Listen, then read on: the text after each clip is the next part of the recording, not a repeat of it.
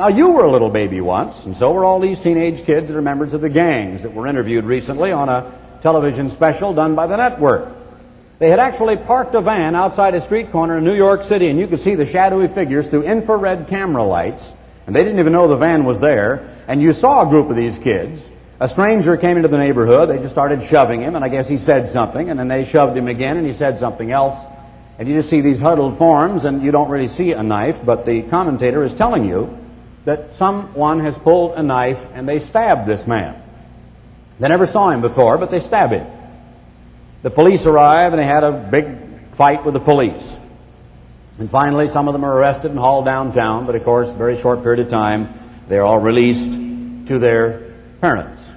But the reason they were down on the street corners is because they couldn't stand being with their parents. In the first place, a lot of them didn't have both parents. If every other baby born is illegitimate, it's quite likely that at least half of those kids don't know who their father is. About half of the remaining half are living in either divorced or broken homes, or homes that are only a shambles of a home, and not a home anyway, but more like a motel or a place to eat and sleep, if even that, and that's the end of it. If I were to say there is one root cause for so much, such a great deal, that is wrong with the United States of America, I would have to lay the blame at the door of the individual family.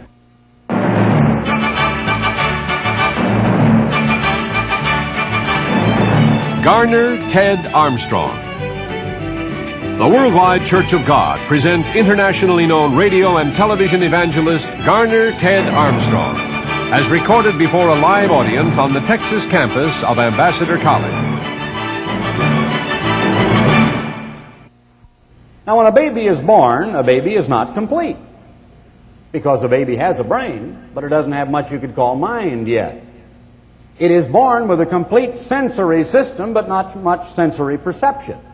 It is born with a total range of emotions, but no emotional control. It is born with feeling, but it has no capacity in the mind or the brain to relate one feeling to another or to derive any real pleasure in one sense of the word or great pain, although there can be both pain and pleasure, not to the same degree we have. For example, parents unwisely, and I've seen people do such a stupid thing, can throw a baby back and forth.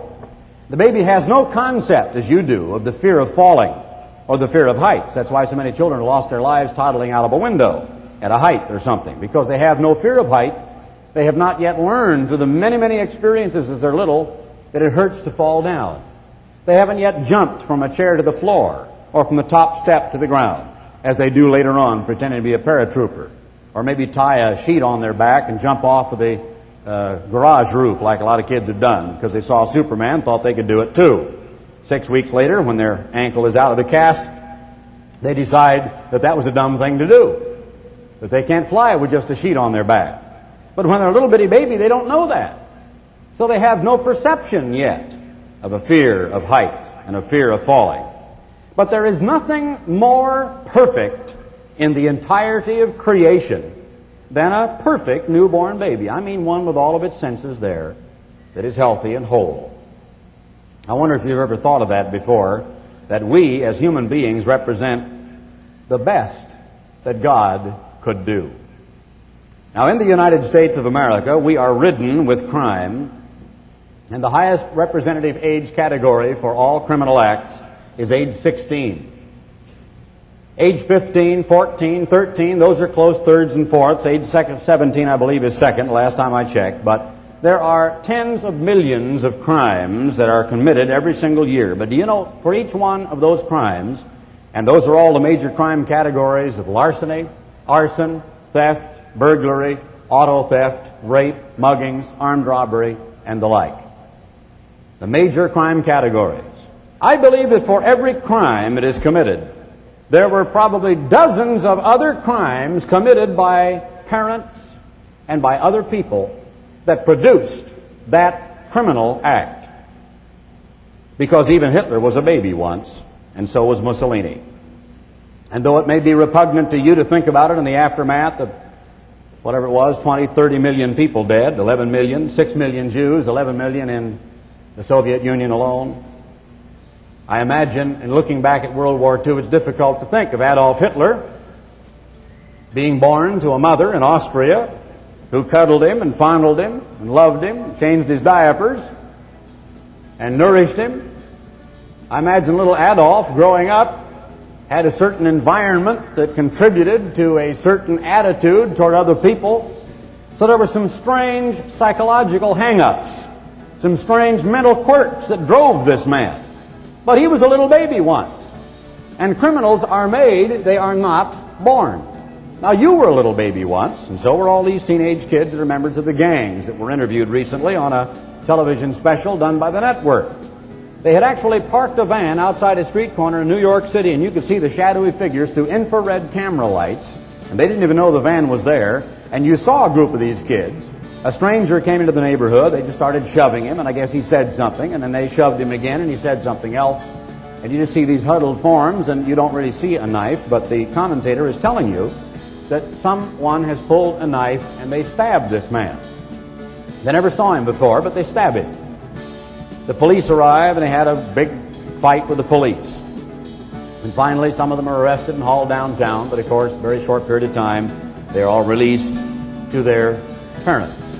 But the reason they were down on the street corners is because they couldn't stand being with their parents. In the first place, a lot of them didn't have both parents. If every other baby born is illegitimate, it's quite likely that at least half of those kids don't know who their father is.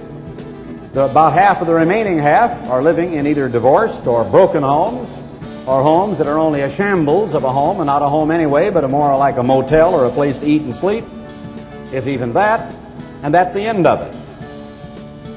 Years and years ago, we began, in a sense, a campaign on the World Tomorrow program on the subject of child rearing, of bringing up children, of repairing and healing the breaches between families, of showing how to avoid or how to repair the damage in the case of a family argument, that the family unit is a divine unit and is not merely an outgrowth of an evolutionary process in changing social mores and values. The family unit is not an economic unit. It is not a social unit. It is a divine unit. It is invented and it is designed to function in a certain way. And the delicate sensitivities, the interplay and the interchange between family members, between their minds and their emotions, the way they treat one another, the way they react to each other, is far more delicate and sensitive than any of those systems so carefully engineered in a beautiful jet airplane that keeps you aloft. All you've got to do in some of these aircraft is to let a little bit of dirty oil or some sludge get into some delicate parts, and they get all abrased in one way or another and all dirtied up. They don't function right. They stick. They won't work when you want them to. Suddenly you got some kind of an emergency on your hands. Maybe you can't get the gear down. You need it down when you land. You know, it's better to land with the gear down than it is to land with it up, to the surprise of some people who have forgotten to put it down. So that can happen between the interrelationships in human families, and it happens continually in our own homes. If I were to say there is one root cause for so much, such a great deal, that is wrong with the United States of America, I would have to lay the blame at the door of the individual family and say it is the disintegration of the family as a divinely ordained unit. It is the disintegration, therefore, of the method of training and rearing children to instill in them undying values of a sense of respect toward other people, toward other people's property, toward other people's rights. In the city of Pasadena, known as the city of little old ladies, there's a tremendous outgrowth right now of muggings, as they call it, which is another word for just beating up on people with your fists without using necessarily a deadly weapon, purse snatching, knocking elderly ladies to the ground. Now, I could give you all kinds of statistics, I guess, about the number of people who have arthritis, about the number of these elderly people that have heart problems, how many of them have heart pacers, how many of them are just recovering from an operation, what percentage of them are widows. A tremendous percentage are. And these elderly women who live alone on fixed income but get their little piddling government check, and they're on their way home with their change in their purse from the local grocery store. Along comes a big, strapping 15 or 16-year-old, just beginning to really feel the muscular strength of youth. And here's a little tottering old lady, old enough to be his great-grandmother, maybe, doesn't even know him from Adam, but this rotten little brute who is somebody else's mistake, somebody else's sin, somebody else's walking crime, besets this little lady, and time and again today now they are not happy with just ripping off the purse. Oh, they're not happy with that. Now they knock the women to the ground and they kick them in the ribs or in the teeth, in the face, and step on their head as they run away. So every day in Los Angeles and Pasadena, the sirens wail away as these little ladies are being picked up off the street, and it happens to dozens of them every single week. And they go down to the county hospital or to Huntington Memorial or someplace, and they're taken into emergency.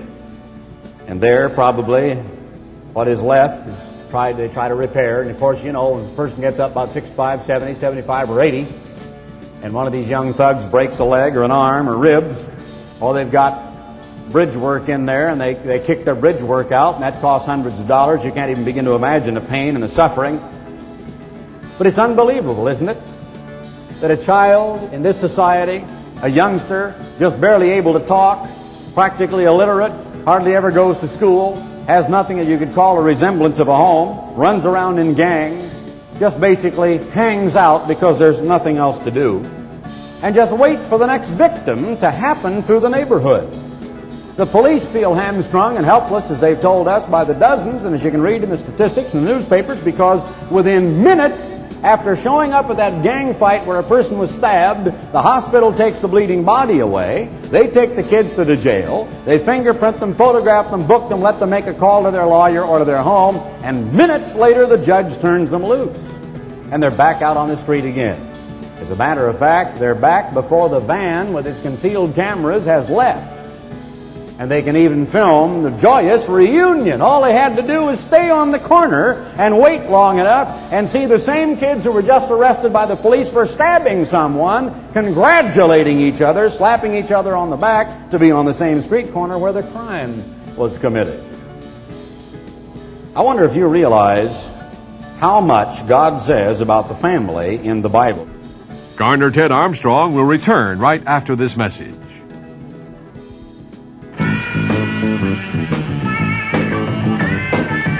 Special issue, Youth and Crime.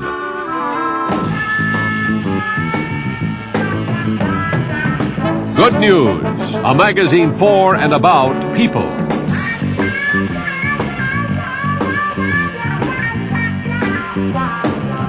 This Get Acquainted copy examines the problems and challenges of young people everywhere.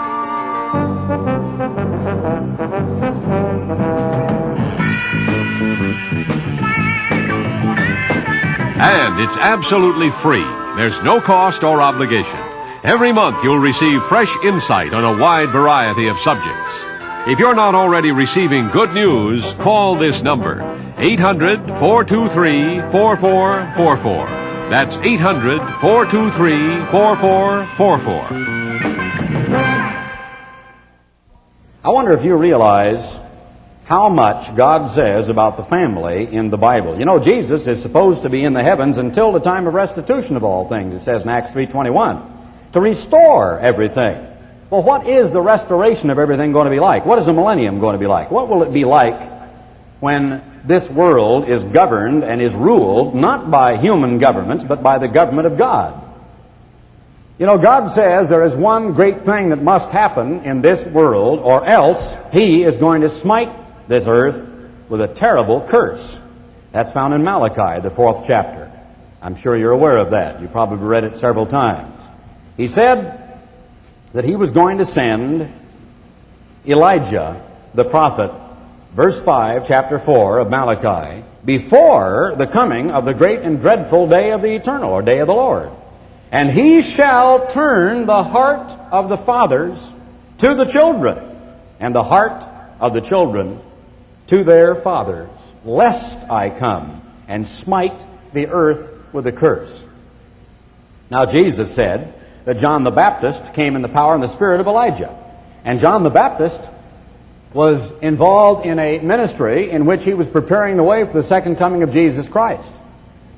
And yet, if you were to take a look at all that John the Baptist preached about repent and about there is one coming after me, the latchet of whose shoes I am not worthy to loose, and bring forth fruit meet for repentance. You cannot find that John the Baptist ever preached a sermon about families, about children and fathers and mothers, about parents and their children. Rather, he gave a warning, he gave a witness, and he prepared the way for the first coming of Jesus Christ. He says in this prophecy there would come Elijah the prophet before the coming of the great and terrible day of the Lord, or dreadful day of the Lord, to turn the heart of the fathers to the children. And so the one outstanding hallmark, as it were, of the ministry of that individual would be that of restoring the family unit. Did you ever notice in Exodus the 20th chapter how many of the Ten Commandments involve the family, fathers and mothers and children? 3 of them absolutely directly involve the family. For example, the very most important command of all toward children, the children's commandment. But we're all children. I still have a living father. Many of you up to 50 and even 60 still have living parents. And there is never a time when we are not the child of somebody. God even called mature adult people and the leaders of His country the children of Israel. It's a common biblical term. In verse 12 of Exodus 20, honor your father and your mother. And then it carries with it a promise. That's the way to have a long life. That's the way to avoid financial disaster, having somebody foreclose your home. That's the way to avoid being kicked out of the area where you live. It's the way that a nation avoids being dispossessed, avoids military conquest. You honor your father and your mother, that your days may be long upon the land. Now, I wonder if you've ever analyzed that commandment. He intends man to be close to the land, upon the land, and then he says, which the Lord thy God giveth thee. If you want to be long on that plot of ground, that piece of property, then you need to remember to honor your father and your mother. Verse 14, thou shalt not commit adultery. A commandment that is directly aimed at the preservation of the home and of marriage. Notice in verse 17, thou shalt not covet, and what does it go on to say you should not covet? It includes not only your neighbor's house, but it includes not coveting his wife. There are 3 of the 10 commandments that are directed toward the family unit. Now, indirectly, there are others. For example, even the first commandment talks about God being our one God and our Father, and we're to have no other gods before Him, and it's a father-son relationship. Again, the family relationship. You're not to make a graven image because of His fathership. And the 4th commandment, beginning in verse 8, remember the Sabbath day to keep it holy. 6 days shall you labor and do all your work, but the 7th day is the Sabbath. In it you shall not do any work, you nor your son, nor your daughter, your manservant or maidservant. A family relationship, sons and daughters, and a person who is apparently either a landowner or a person who is a small businessman who has employees called manservants and maidservants. Again, a family relationship. I want you to turn to the book of Proverbs because it's absolutely loaded with statements about the way you are to be toward your children and the way they're to be toward you. Now, as I said before, there's nothing more perfect that God Himself is capable of producing than a little baby. There's nothing that is a greater blessing, nothing more exciting, nothing more permanent, nothing more totally earth-shaking that changes a family than to have a child, to have a baby, to reproduce after yourself. Beginning in the book of Proverbs, it talks about over and over again the Proverbs to a child, the Proverbs of Solomon, the son of David. And he began talking to his son. Verse 8, my son, hear the instruction of your father. Verse 10, he talks about not running along and being a part of a gang. My son, if people who are doing wrong, sinners, entice you, don't go along with them. Consent thou not. If they say, come on, let's lay in wait for blood. Let's lurk privily for the innocent without cause. Now, of course, that means let's go over to the other part of the neighborhood and see what the other gang is doing. Or let's go out and hang out in the street, and if somebody comes along, let's see if somebody's got a thick wallet or a heavy purse, because that's what's going on all over the country all the time. Let us swallow them up alive as the grave, and whole as those that go down into the pit. We shall find all precious substance and fill our houses with spoil.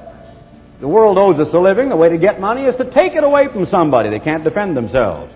Cast in your lot among us. Join us, chicken. What's the matter? You afraid? Let us all have one purse. That's collectivism, which means one purse. We share equally. So that's talking about a gang. My son, walk not thou in the way with them. Refrain your foot from their path. Over and over again in the book of Proverbs, he says, my son, and he talks about children. Verse 1 of chapter 2, my son, if you'll receive my words and hide my commandment with thee, so that you incline your ear unto wisdom and apply your heart to understanding, talking about wisdom and how wisdom is personified as a beautiful woman that he ought to pursue. Chapter 3, verse 1, my son, forget not my law. In verse 11 of that chapter, my son, despise not the chastening of the eternal. Chapter 4 and verse 1, hear you children, the instruction of a father, in verse 1. In verse 10, hear my son, and receive my sayings, and the years of your life shall be many. I have taught you in the way of wisdom, and led you in right paths. Over and over again, all the way through the book of Proverbs, he talks about the family and about children. Verse 1, chapter 5, my son, attend unto my wisdom. And verse 7, hear me now therefore, O you children, and depart not from the words of my mouth. It talks about husbands and wives, beginning in verse 17, 18, and 19, and how they ought to be for each other only. Constantly, through the Proverbs, it talks about the family relationship. I'm going to turn clear on back to the 20th chapter, or the 30th chapter rather, briefly, in verse 11, to show you what God says this generation. And boy, this is one that certainly fills the bill, certainly fills the description of this 11th and 12th verse of the 30th chapter of Proverbs, just as does the prophecy of Isaiah 3:12. There is a generation that curses their father and does not bless their mother. If you knew what it is to curse God, you would know that one of the great sins is taking the name of God in vain, but worse than that, actually cursing with the name of God. Not just using it in vain, meaning repetitiously and endlessly and to no good purpose, but using it as a slang word, using the very name of the being that created humankind, that gives you every breath of air you breathe, that has the say-so over your eternal destiny, your salvation, and using it lightly. But if you were to ask how many men, how many young boys, how many kids there are who have used filthy language and cursed their own father, who gave them their life, you would be amazed at how many do not honor, do not bless, do not cherish their mother. There is a generation that are pure in their own eyes. And oh, how tired I get of hearing the politicians talk about how great we are. Why, they don't tell us that out of 215 million people, there are exactly 21.5 million who have mental problems. It says there is a generation that are pure in their own eyes. And that's the way we want to be. We want to talk about the good common sense of the American people, the greatness of the American people. I believe in the good common sense and the greatness of the American people. Well, let me tell you something about the American people. If they were able to exercise their so-called good common sense, it might be well and good. But the politicians who appeal to them to let them exercise their common sense for them aren't going to allow the individual people to exercise their common sense. It was common sense when I was a boy growing up for a hobo to come through town, as we called them, or a bum, as they were called, pardon me, you English people. And they would knock on the back door and say, can I sweep the walk? Can I sweep the driveway out? Can I chop the wood? Can I stack the wood? Can I shovel the coal? Can I mow the grass? Whatever. They saw some work to be done. Because during the time when I was growing up as a young boy, there were a lot more out of work than there are today. But there was a funny thing about those people then. There weren't all of these great big lines they could get into. There weren't all these programs they could sign up for. There weren't these stamps to go get and collect. There wasn't anything the government was going to do for them. Except, in some cases, all over the country, the government did for them exactly what my mother used to do for them. The government handed them a shovel. The government handed them a pick, or an axe, or a hoe, or a rake. My mother handed them an axe and said, there's the wood pile. And she went in and started fixing the lunch. But we don't know the value of work because parents have not told children. They haven't taught them. They haven't said, you get this after you finish that. They haven't taught them responsibility. How to care for even a toy. How to care for their own room. How to make something last. How to treat something that comes easy as if you'd earned it yourself. And better yet, have the parent make the kid earn it himself. When you have to go out and pick crops to earn your school clothes, you try to take a lot more care of them than the ones Mom gives you free. When you have to go out and work by the sweat of your brow to earn a little bit of money when going to school days come back again so you can buy your lunch pail and your new notebooks and your pencils, you try to get better care of them than as if they were just handed to you. But those values are long since gone. Anyone who has those values in this country is looked upon as square. They don't even say it out loud. They just point to somebody, and say, like that, and everybody snickers and laughs. But a few years back, if a person was square, it meant that he was a square dealer. He was squarely out of debt. He was a square shooter. He was a person who was honest, a person you could depend upon. No, the basic root problem in the United States of America is not even really at the governmental level. It is at the grassroots family and home level. It's what is wrong. God said, except there would be a work that was turning enough fathers back to the children and children back to the fathers, of repairing the breach in homes, of restoring the family unit, of getting homes ordered aright and set up in an exact governmental structure the way God says they should be, God would come and smite the whole earth with a curse.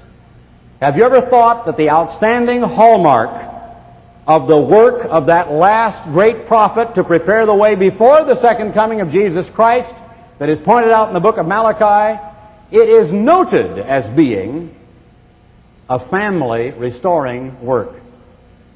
One that emphasizes the family. One that says families ought to be restored. The most precious possession you've got, if you're a father and a mother, is your child, other than, of course, your own mind. And it's the greatest of God's creation, the greatest thing He could produce. There's nothing greater that you can know of. What a hideous crime it is to allow to be destroyed or to disintegrate a marvelous human mind. My mommy and daddy say is being a parent is a full-time job.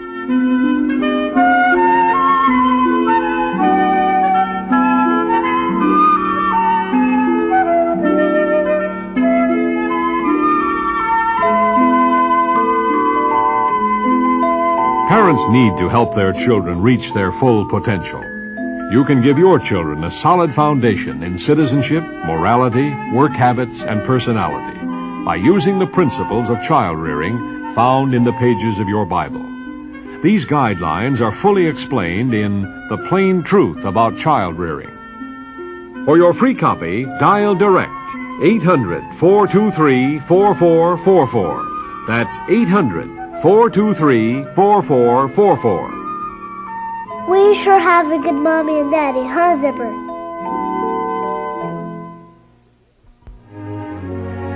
For the free literature offered on this program, write Garner, Ted Armstrong, Pasadena, California, 91123.